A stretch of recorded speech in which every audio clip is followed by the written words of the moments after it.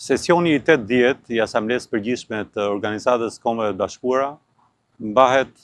në një kohë sfidash sigurie dhe zhvillimesh dinamike gjeopolitike. Lufta në Ukrainë, konflikti në lindjen e mesme, situata në Gaza janë çështje të cilat kërkojnë zgjidhje të shpejta, zgjidhje të mençura, zgjidhje të cilët duhet të jenë të bazuara ke diplomacia dhe jo ke konflikti, jo ke dhuna, jo ke armët. Patjetër që Shqipëria qëndron për krah partnerëve strategjik dhe aleatëve, mbetet e përkushtuar në politikën e saj të jashtme të linjëtuar me atë të Bashkimit Evropian, mbetet e përkushtuar në Kartën e OKB-s dhe në të drejtën ndërkombëtare dhe mbështet shumë multilateralizmin dhe rendin e bazuar në rregull. Megjithatë, nëse flasim për konfliktin në Ukrainë,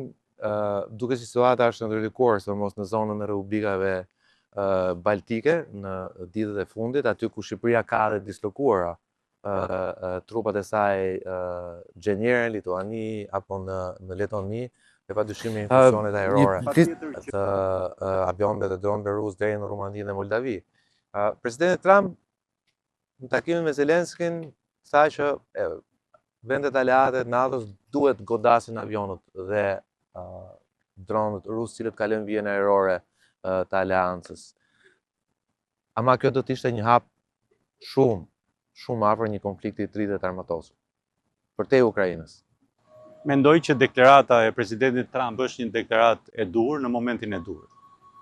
Për sa i përket luftës në Ukrainë, qëndrimi ynë si Shqipëri ka qenë i qartë. Ne kemi dënuar që në fillim agresionin e padrejtë dhe të pajustifikuar rus ndaj Ukrainës, kemi mbështetur të drejtën e popullit të Ukrainës për të mbrojtur dhe për lirinë,